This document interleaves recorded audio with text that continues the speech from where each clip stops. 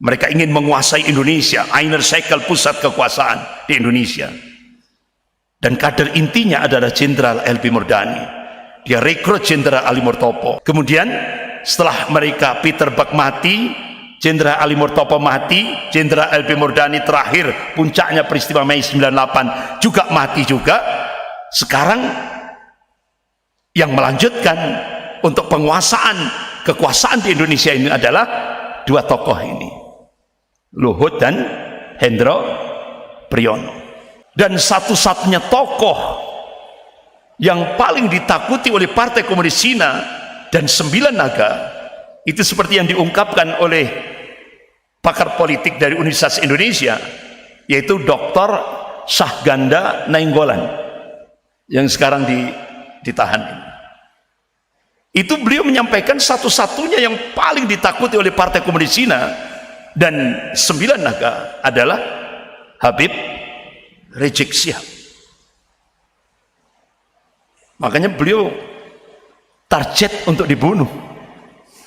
Upaya pembunuhan terhadap beliau itu sudah 11 kali. Bahkan akhirnya keceplosan.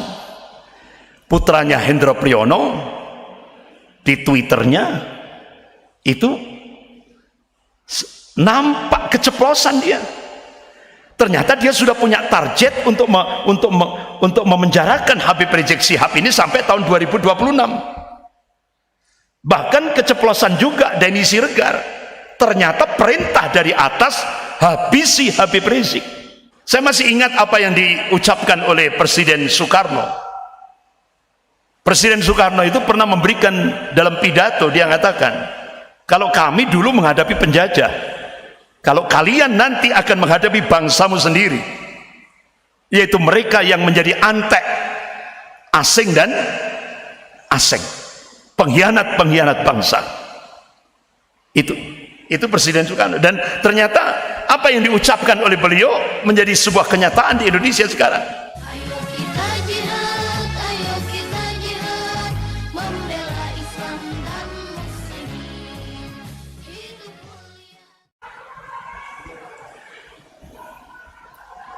Assalamualaikum warahmatullahi wabarakatuh.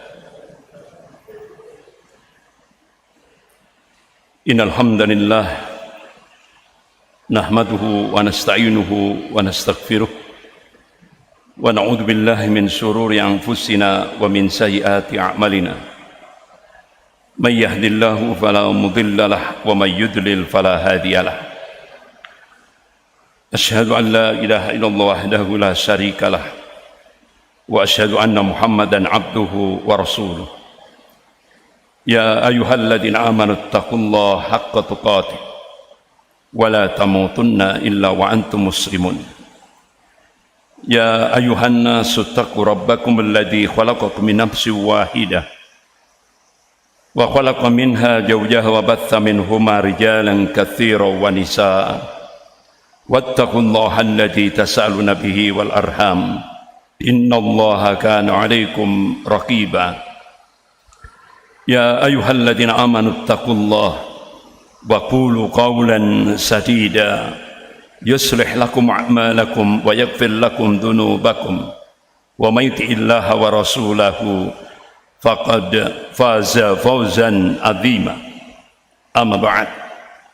Fa in asdaqal hadits kitabullah wa khairul hadi hadi Muhammadin sallallahu alaihi wasallam wa syarrul umur muhdatsatuha wa kullu muhdatsatin bid'ah wa kullu bid'atin dhalalah wa kullu dhalalatin finnar. Ma'asyiral muslimin rahimakumullah. Allah Subhanahu wa taala memberikan tanbih, peringatan kepada kita hamba-hambanya yang amanu wa taqwa. Sebagaimana firman Allah dalam surah An-Nahl ayat 112. Allah berfirman, a'udzubillahi minasyaitonir rajim. Wa daraballahu mathalan qaryatan kanat aminatan mutmainnah ya'tiha rizquha ragadan min kulli makan. Fakafarat bi an'amillah fa'adaqah libasyal ju' wal khauf bima kanu yasna'un. Wa daraballahu matalan qaryatan kanat aminatan mutmainnah. Allah Subhanahu wa taala memberikan perumpamaan akan sebuah negeri yang dulunya aman, tenang, tentram, ya'tiha rizquha raghadan min kulli makan. Rezekinya melimpah ruah dari segenap penjuru, dari segenap tempat. Jadi kalau kita korelasikan di Indonesia ini gemah ripah loh jinawi, toto tentrem kerto raharjo. Jadi ini perumpamaan akan sebuah negeri yang dulunya aman, tenang, tentram, rezekinya melimpah ruah dari segenap tempat, dari segenap penjuru. Fakafarat bi an'amillah. Tapi sayang penduduk negeri ini ingkar akan nikmat-nikmat Allah. Bahkan Bapak-bapak, ibu yang dirahmati Allah, sampai dalam konstitusi negara itu ditulis itu, atas berkat rahmat Allah Indonesia merdeka. Ini konstitusi negara. Tapi dalam ayat itu Allah ingatkan fakafarat bi an'amillah. Ya. Tapi sayang penduduk negeri ini ingkar akan nikmat-nikmat Allah. Apa kira-kira pengingkaran yang terjadi di Indonesia sekarang ini? Potret Indonesia kekinian yang paling prinsip yaitu agama dipinggirkan. Ya kan? Ini yang paling prinsip. Bahkan dalam preambul pembukaan Undang-Undang Dasar 1945 itu, negara Republik Indonesia berdasarkan ketuhanan yang Maha Esa. Itu mau diganti dengan ketuhanan yang berkebudayaan. Artinya dari tauhid mau diganti syirik. Ini masalah prinsip. Kalau kita timbang menurut Al-Quran wa Sunnah.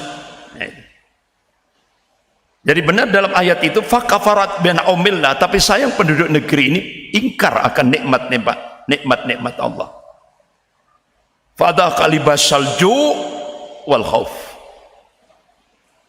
Otomatis ketika dia ingkar akan nikmat-nikmat Allah sebagaimana tadi yang saya sampaikan, apa kira-kira konsekuensinya? Allah jadikan penduduk negeri ini pakaian kemiskinan.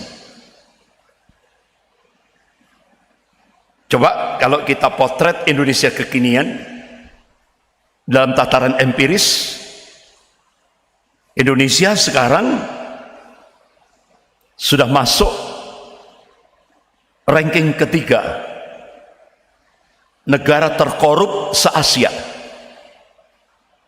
Ya. Bahkan Indonesia masuk 10 besar dunia, negara penghutang terbesar dunia. Jadi apa yang dikabarkan oleh Allah Subhanahu wa taala dalam surah An-Nahl ayat 112 ini benar-benar sudah menjadi sebuah fakta. Ya. Wal khauf, tidak hanya pakaian kemiskinan tapi juga ketakutan. Rakyatnya gelisah, ketakutan, tidak merasa tenang. Nah ini bima kanu yasnaun, akibat daripada apa yang mereka perbuat. Jadi Bapak-bapak, ibu yang dirahmati Allah, surah An-Nahl ayat 112 ini bisa kita jadikan sebagai cambuk ketika kita melihat Indonesia kekinian. Ketika Indonesia berubah kiblat ke Cina, ini mudorotnya lebih besar ketika saat cengkraman Amerika. Saat cengkraman Amerika sumber daya alam dikuras, sementara dalam masalah agama masih tidak separah sekarang. Kalau sekarang ini langsung konsekuensinya ketika Indonesia berkiblat ke Cina, agama harus dipinggirkan, disingkirkan dalam kehidupan berbangsa dan bernegara.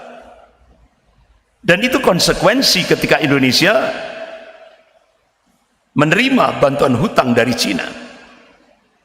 Belum lagi apa yang disampaikan oleh wakil Perdana Menteri Cina Liu Yangdong hari Rabu 27 Mei 2015 di Auditorium FISIP Universitas Indonesia. Konsekuensi Indonesia mendapatkan bantuan hutang dari Cina tahap pertama 647 triliun, itu konsekuensinya 10 juta rakyat Cina daratan wajib masuk ke Indonesia. Target 2020. Berarti sekarang ini target sudah harus 10 juta. Sementara Duta Besar Cina untuk Indonesia itu menyampaikan di depan wartawan. Jadi beliau menyampaikan per tahun rakyat Cina daratan yang masuk ke Indonesia itu 2 juta per tahunnya. 2020 genap 10 juta. Dan itu mereka memang di permukaan ngakunya buruh, tapi itu mayoritas tentara merah. Bahkan pemerintah menyiapkan 19 bandara untuk menyambut 10 juta rakyat Cina daratan itu. Nah, inilah konsekuensinya. Bahkan ketika Indonesia berubah kiblat ke Cina, wajib Indonesia sebagaimana terungkap dalam nota diplomatik kode referensi Beijing 1448. Jadi Cina akan melakukan akselerasi percepatan untuk menjadikan Indonesia menjadi negara sekuler. Jadi ini kebalikan dari Turki. Kalau Turki dari sekuler ke Islami, Indonesia dari Islami ke sekuler. Ini yang terjadi. Nah, apakah sudah dilaksanakan? Sudah. Ketika pemerintah mengangkat Kepala Badan Pembinaan Ideologi Pancasila, Profesor Yudian Wahyudi, langsung di publik menegaskan agama musuh terbesar Pancasila. Logikanya sekarang agama itu musuh terbesar negara. Dan itu terasa sekali. Sangat terasa sekali. Tahap demi tahap. Bahkan guru besar ilmu politik dan militer Profesor Salim Said,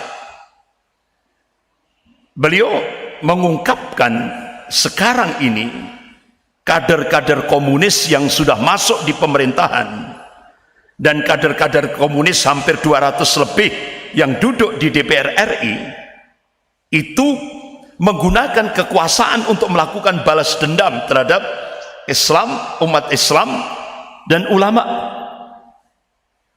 Kira-kira sudah terjadi apa belum? Sudah. Ini yang ngomong guru besar ilmu politik dan militer Universitas Indonesia, Profesor Salim Said. Nyata. Belum lagi yang dulu sudah pernah saya sampaikan ini. Jadi Kongres Partai Komunis Cina tahun 1986 itu menjadikan Indonesia menjadi bahan kajian.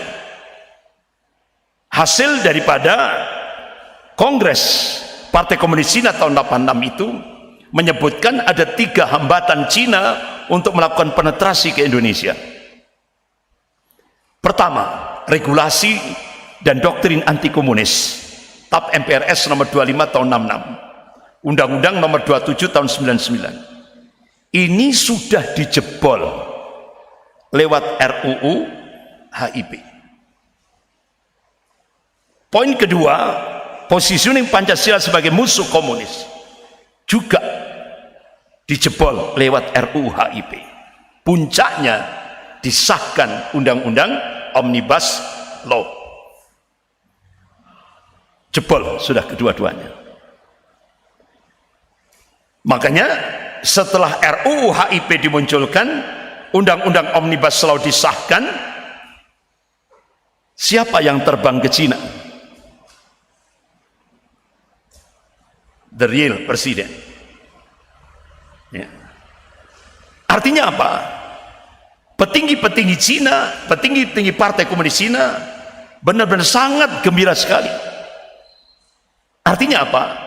Indonesia taat sekali apa yang sudah ditetapkan oleh Cina.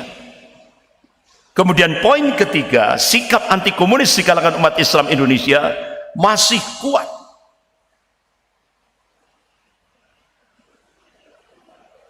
Dan satu-satunya tokoh yang paling ditakuti oleh Partai Komunis Cina dan 9 naga, itu seperti yang diungkapkan oleh pakar politik dari Universitas Indonesia, yaitu Dr. Syahganda Nainggolan yang sekarang ditahan. Itu beliau menyampaikan satu-satunya yang paling ditakuti oleh Partai Komunis Cina dan 9 naga adalah Habib Rizik Syihab. Makanya beliau target untuk dibunuh. Upaya pembunuhan terhadap beliau itu sudah 11 kali. Terakhir pakai sniper. Kemudian beliau hijrah ke Mekah Al-Mukarramah. Jadi makanya strategi ketiga ini, Presiden Cina memerintahkan kepada Indonesia untuk menghadapi Habib Rizik Syihab ini. Perintah Presiden Cina pakai hard power, kekuatan kekerasan. Itu perintah Presiden Cina Xi Jinping, bukan rahasia lagi. Sudah banyak orang, Pak, sudah banyak tokoh-tokoh yang tahu itu. Kemudian strategi kedua untuk poin ketiga ini, yaitu pakai strategi divide et impera, adu domba antar ormas-ormas Islam, adu domba antara sesama muslim dengan biaya 20 triliun, DP-nya 1,5 triliun, dan itu sudah diterima. Bahkan termasuk pembuatan film My Flag, ya kan, yang ditokoi oleh Gus Muafik, itu juga masuk dalam proyek 20 triliun. Kemudian strategi yang ketiga untuk menghadapi poin ketiga ini, yaitu pakai strategi penguasaan media mainstream di Indonesia yang hampir 90% dikuasai oleh 9 naga. Makanya jangan kaget ketika media mainstream sudah dikuasai oleh 9 naga ini, digunakan untuk menggerakkan gerakan Islamofobia, yaitu kebencian terhadap Islam dan kaum muslimin dengan stigma Islam radikal. Jadi stigma Islam radikal itu hanya hantu yang sengaja diciptakan untuk menempatkan umat Islam menjadi musuh nomor 1 di Indonesia. Jadi seperti itu. Makanya musuh Indonesia itu bukan separatis, musuh Indonesia itu bukan koruptor, ya, musuh Indonesia itu bukan yang lain-lain. Jadi musuh Indonesia atas perintah Cina adalah Islam dan kaum muslimin. Itu. Makanya kita bisa melihat sekarang ini. Saya masih ingat apa yang diucapkan oleh Presiden Soekarno Presiden Soekarno itu pernah memberikan dalam pidato, dia mengatakan, kalau kami dulu menghadapi penjajah, kalau kalian nanti akan menghadapi bangsamu sendiri, yaitu mereka yang menjadi antek, asing dan asing, pengkhianat-pengkhianat bangsa. Itu Presiden Soekarno. Dan ternyata apa yang diucapkan oleh beliau menjadi sebuah kenyataan di Indonesia sekarang. Makanya kalangan kiri, ya, kalangan kiri itu pakai teori mirror, teori antagonistik. Jadi kalau dia ngomong, contoh, ya, Indonesia tidak perlu hutang, kenyataannya hutang. Indonesia tidak perlu impor, kenyataannya impor. Nah, itu. Jadi ini teori mirror, ya. Jadi yang seringkali istilahnya disampaikan sebagai sebuah policy, kebijakan.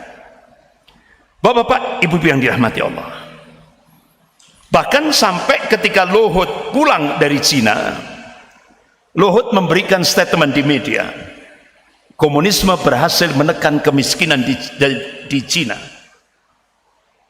Komunisme bisa menyatukan Cina. Itu kan logikanya, komunisme itu berarti bisa dipraktekkan di Indonesia. Itu logikanya seperti itu. Ya. Akhirnya siapa yang berani mengungkap siapa Luhut? Yaitu Profesor Salim Said, guru besar ilmu politik dan militer Universitas Indonesia. Jadi kata Profesor Salim Said, ini pamannya Luhut, ini tokoh PKI. Makanya kenapa dia begitu all out masalah ini? Itu diungkap oleh Prof. Salim Said, guru besar ilmu politik dan militer Universitas Indonesia. Bapak-bapak, ibu-ibu yang dirahmati Allah, tahun 80 Pak Budiarjo itu pernah menulis apa itu komunis. Jadi dia menulis nilai-nilai yang terkandung dalam ideologi komunis. Yang pertama, monoisme. Artinya ideologi komunis itu menolak strata, golongan-golongan dalam satu masyarakat. Makanya ada istilah sama rata, sama rasa. Itu prinsip ideologi komunis. Kemudian yang kedua, kekerasan itu dianggap cara yang sah untuk mencapai satu tujuan. Yang ketiga, semua alat negara, baik itu polisi, TNI, birokrasi, media massa, intelektual, dan perundang-undangan digunakan untuk mewujudkan tujuan itu sendiri. Kira-kira semuanya sudah dilaksanakan tidak di Indonesia? Sudah semuanya, tiga-tiganya sudah dipraktekkan di Indonesia. Ini yang harus kita cermati.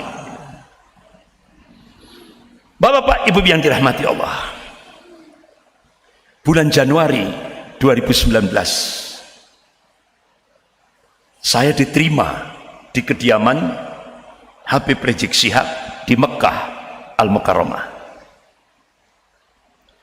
Masya Allah, sambutannya hangat sekali. Saya merasakan. Dan beliau menyampaikan, Ustadz Andri, sebelum antum ke sini, ada dua pejabat tinggi negara datang. Akhirnya, karena tamu, akhirnya beliau welcome. Janji di sebuah hotel lantai 16. Begitu sampai di situ, Habib Rizik Syihab ada basirah, ada rasa tidak enak. Langsung beliau minta pindah ke hotel yang lain. Alhamdulillah, beliau diselamatkan oleh Allah dari operasi intelijen. Begitu pindah ke hotel selanjutnya yang lain, Habib Rizik Syihab diminta oleh dua pejabat tinggi negara ini, Habib, duduk manis, kami siapkan triliunan disiapkan. Artinya Habib Rizik di Mekah saja duduk manis, nggak usah datang ke Indonesia. Apa jawaban beliau? Saya dengarkan sendiri, langsung saya tolak, Ustaz Andri, dan saya sampaikan kepada dua pejabat tinggi negara ini, saya akan tetap datang ke Indonesia dan saya ingin menyelamatkan Indonesia dari cengkraman komunis Cina. Itu yang beliau sampaikan. Ya. Masya Allah, kegigihan beliau. Padahal pemerintah Saudi, Raja Salman itu sudah memberikan fasilitas kepada beliau. Sampai pun beliau meninggal di Mekah, itu welcome pemerintah Saudi. Tinggal berapa lama pun welcome pemerintah Saudi, tidak ada masalah. Tapi karena kecintaan beliau terhadap NKRI ini, beliau ingin menyelamatkan Indonesia dari cengkraman komunis Cina ini. Akhirnya dengan berpayah-payah, berbagai macam rintangan yang beliau hadapi, tetap beliau berangkat dari Jeddah menuju Soekarno-Hatta, Bandara Soekarno-Hatta. Tantangannya luar biasa dahsyat. Beliau tidak mau minta tolong kepada siapapun kecuali minta tolong kepada Allah Subhanahu wa taala. Itu prinsip beliau. Ya kan? Itu hal yang tidak masuk akal. Ya. Tapi alhamdulillah, qadarullah, Allah mudahkan perjalanan beliau bersama keluarganya. Walaupun di Indonesia, pejabat-pejabat di Indonesia nyinyir. Ya. Contoh waktu itu Pak Mahfud MD menyatakan Habib Rizik itu bukan orang suci, yang suci itu Khomeini. Nah, kaget saya pribadi saja kaget pernyataan Pak Mahfud ini kok seperti itu, menyatakan Khomeini orang suci, Habib Rizik bukan suci. Lah, kita manhaj akidah Ahlus Sunnah wal Jamaah sepakat, yang suci, yang maksum itu cuma satu, Rasulullah Sallallahu Alaihi Wasallam. Nah, kalau Pak Mahfud MD menyatakan Khomeini itu orang suci, berarti ini patut dipertanyakan akidahnya. Masa dia meyakini orang Syiah suci? Padahal orang Syiah itu sesat dan menyesatkan. Jadi patut dipertanyakan akidahnya itu. Tapi akhirnya endingnya Pak Mahfud, wis monggo silakan. Paling yang nyambut paling 100 200 itu, ya kan? Tapi Allahu Akbar, Allah tunjukkan kekuasaannya. Ya kan? Jadi beliau berangkat dari Jeddah, beliau sudah punya visi misi, ingin menyelamatkan negara kesatuan Republik Indonesia ini dengan jargon revolusi akhlak, solusi untuk Indonesia bermartabat. Revolusi akhlak, selamatkan Indonesia, selamatkan agama, bangsa dan negara Indonesia ini dari serangan kaum komunis. Ayo jaga persatuan dan perdamaian. Itu yang beliau gerakkan ketika penerbangan dari Jeddah ke Jakarta. Masya Allah, walaupun banyak yang nyinyir ini ya, tapi alhamdulillah Allah mudahkan perjalanan beliau. Itu yang datang itu bukan 100 200, informasinya itu sampai juta itu Pak. Mulai dari bandara Soekarno-Hatta sampai Petamburan, itu juta yang nyambut, dan itu benar-benar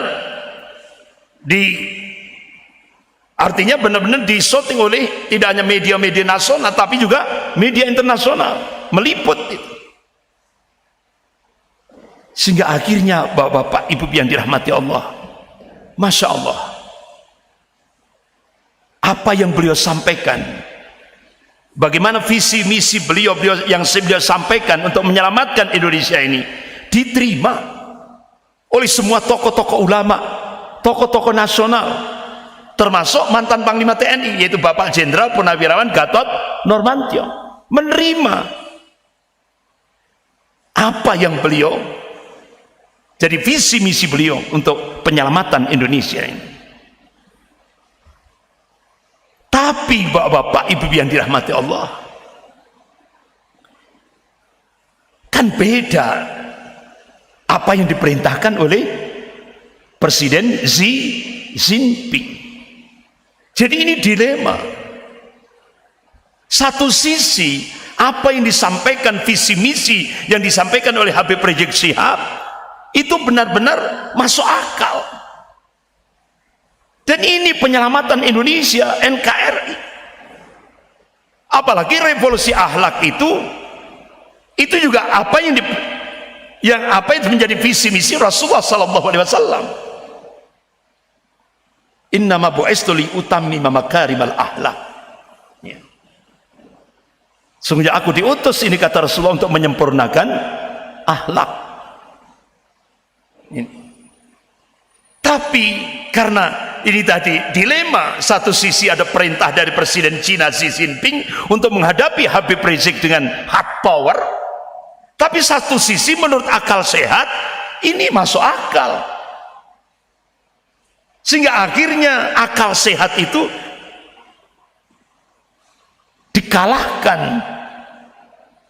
Otomatis harus sami'na wa ata'na terhadap apa yang diperintahkan oleh Presiden Cina, karena Indonesia sudah, apalagi Luhut bin Sarpanjaitan dengan terang-terangan memberikan statement di media, Indonesia itu sangat bergantung dengan Cina, sehingga apa yang diperintahkan oleh Cina harus disikapi dengan sami'na wa ata'na. Itu bapak-bapak, ibu yang dirahmati Allah, akhirnya Kapolri dipanggil, copot 2 Kapolda, copot 2 Kapolres, ya. Sehingga akhirnya banyak pejabat-pejabat ini menganggap Habib Rizik Syihab ini otomatis sudah menjadi musuh negara, sehingga akhirnya timingnya pas perebutan jabatan Kapolri, sehingga akhirnya Prof. Refli Harun itu mengungkap ada 4 geng untuk memperebutkan jabatan Kapolri, dan Habib Rizik Syihab ini menjadi batu loncatan yang the best untuk merebut jabatan, termasuk juga di tubuh TNI. Sama, TNI Polri sama. Sampai akhirnya Majelis Ulama Indonesia Pusat membela EPI. Ya. Bapak-bapak, ibu yang dirahmati Allah, karena ketakutannya itu sudah paranoid, ini sudah satu paket, sehingga akhirnya terjadilah penggusuran orang-orang Habib Rizik Syihab di tubuh kepengurusan Majelis Ulama Indonesia Pusat, dibersihkan. Jadi gerbong 212 sudah tidak ada lagi dalam kepengurusan Majelis Ulama Indonesia Pusat. Bahkan baru kali ini pejabat negara merangkap menjadi ormas, menjadi pengurus ormas, wakil presiden sekaligus ketua Dewan Pertimbangan Majelis Ulama Indonesia Pusat, baru kali ini. Ini kan sama saja dengan menurunkan wibawa pejabat negara. Kenapa? Paranoid, ketakutannya itu sudah paranoid terhadap Habib Rizik Syihab. Sehingga akhirnya Masya Allah, hari Rabu 2 Desember 2020 beliau mengadakan webinar Zoom, dan alhamdulillah dihadiri oleh tokoh-tokoh nasional, tokoh-tokoh ulama, dan itu diliput oleh media, tidak hanya media nasional tapi media internasional, bahkan diikuti oleh jutaan umat Islam. Luar biasa. Ini sukses. Bapak-bapak Ibu yang dirahmati Allah, sehingga akhirnya apa yang diperintahkan oleh Presiden Cina Xi Jinping wajib dilaksanakan.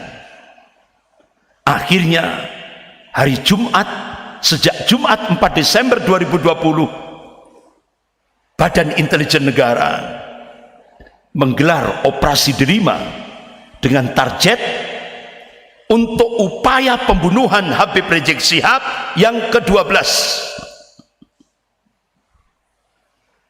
Jadi pemantauan itu sudah di Petamburan, Sentul, dan Megamendung. Bahkan 3 anggota BIN yang digerakkan untuk menghabisi Habib Rizik Syihab, 2 anggota BIN Jakarta, DKI Jakarta, dan 1 anggota BIN dari Jawa Tengah.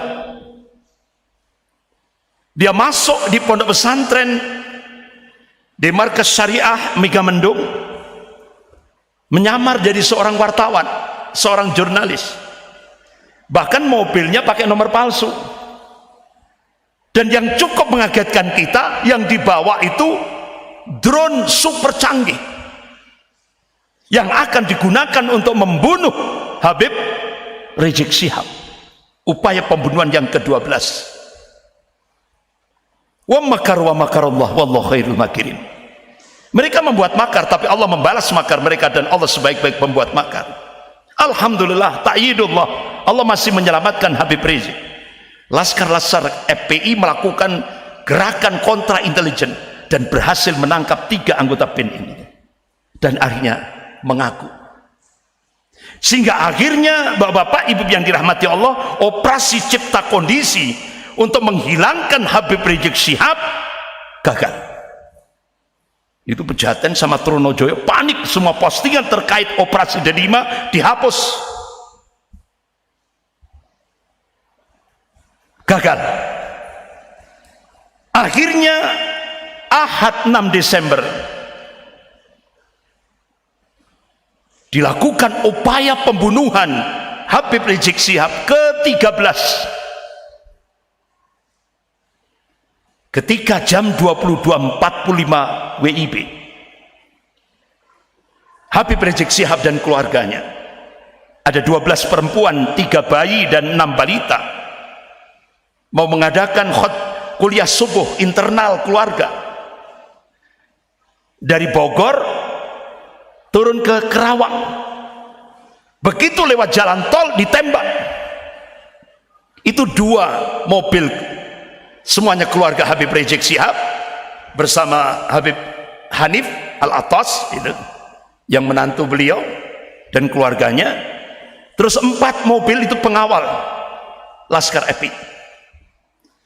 Jadi begitu ada tembakan, jadi ada mobil yang mau menerobos iring-iringan mobil Habib Rizik Syihab. Alhamdulillah, pengawal Laskar FPI, pengawal Habib Rizik ini secara refleks dia sudah melakukan penjagaan, sehingga akhirnya terjadilah kalau kejar-kejaran gitu ya.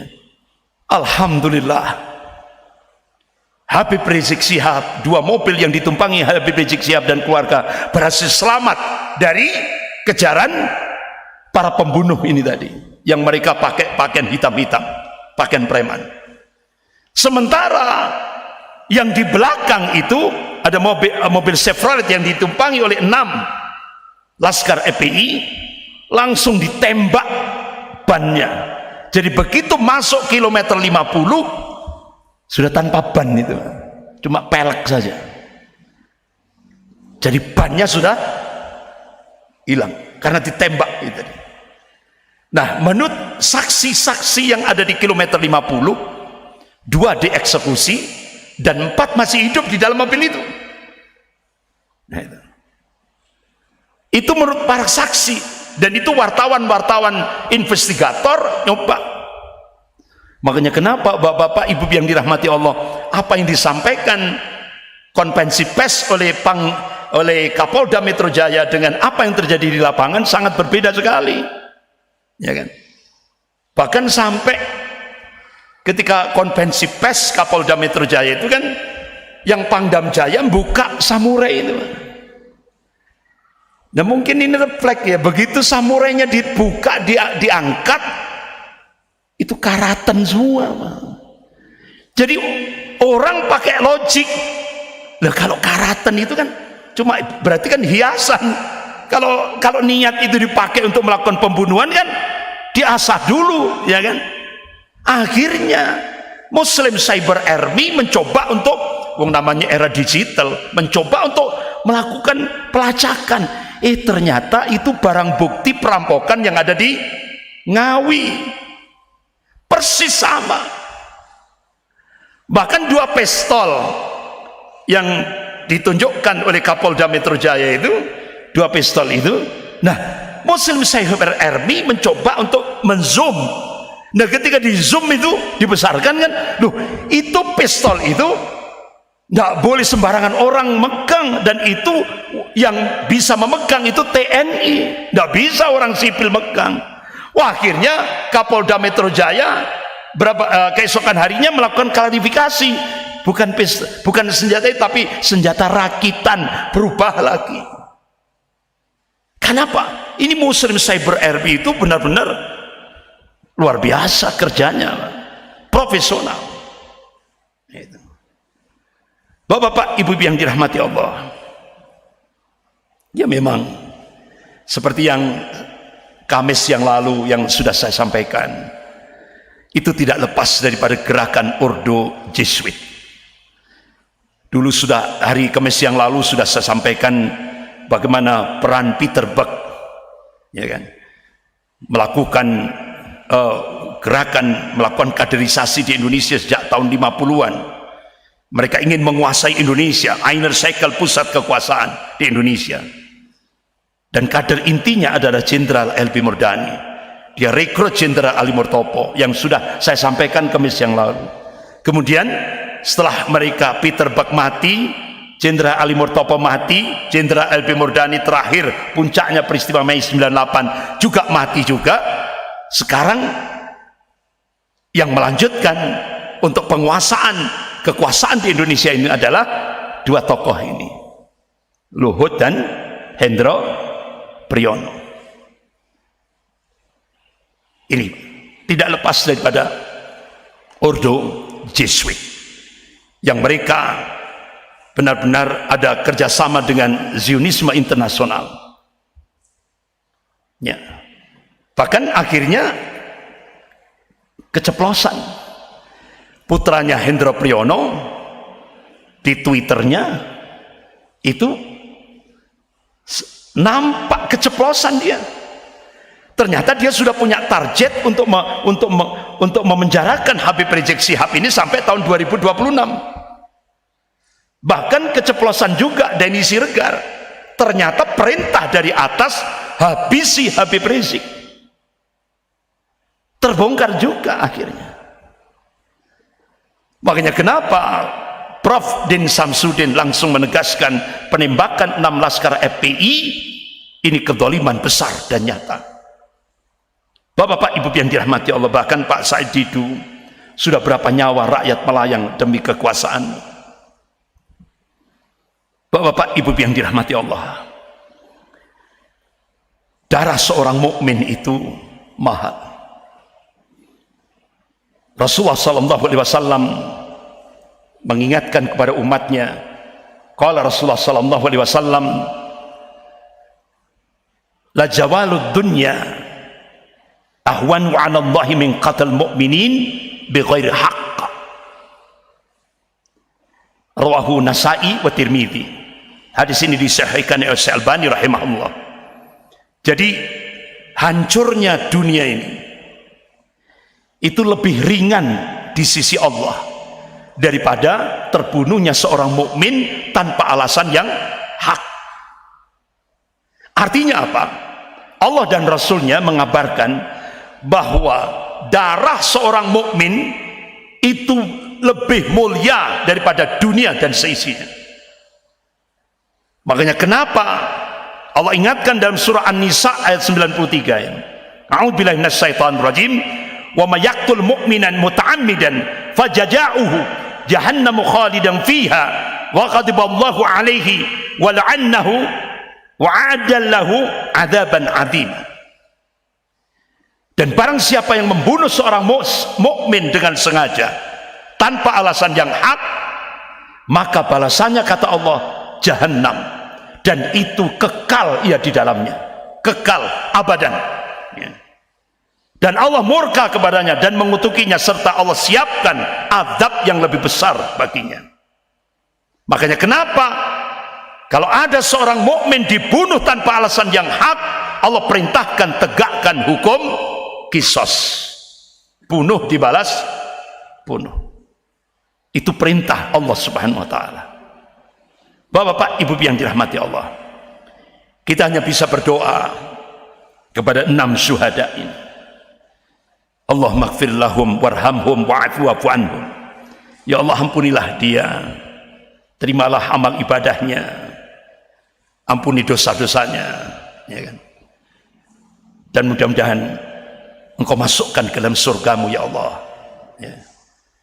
Apalagi Rasulullah sudah memberikan kabar fadilah orang yang mati syahid, insya Allah Allah akan berikan izin kepada dia untuk memberikan syafaat sab'ina min ahli baiti, pada 70 anggota keluarganya. Bapak-bapak, ibu yang dirahmati Allah, doakan 6 syuhada ini. Dalam kita sisipkan doa-doa dalam doa-doa kita, dan mudah-mudahan insya Allah ya, Allah selamatkan. Mudah-mudahan 6 syuhada ini bisa membangkitkan umat Islam dari tidurnya. Karena apa? Negeri ini sudah dijajah ya. Umat Islam dan 6 syuhada ini, Masya Allah, benar-benar seluruh umat Islam se-Indonesia dibangkitkan oleh Allah Subhanahu wa taala ya. Dan kita berharap kepada Allah, kita tetap berjuang menegakkan al-haq. Tapi insya Allah, yakinlah kezaliman itu akan dihancurkan oleh Allah sendiri. Kezaliman itu akan dihancurkan oleh Allah Subhanahu wa taala sendiri. Kita cuma diperintah oleh Allah dan Rasulnya taat dan istiqamah, amanu wa taqwa dan istiqamah, taat dan istiqamah. Kezaliman itu haknya Allah nanti. Istilah orang Jawa, Gusti Allah mboten sare. Sekian, karena waktu terbatas, sudah isya, lebih kurangnya saya mohon maaf. Astaghfirullahaladzim, subhanakallahumma wa bihamdik, asyhadu an la ilaha illa anta astaghfiruka wa atubu ilaik, wabillahi taufiq wal hidayah, wassalamualaikum warahmatullahi wabarakatuh.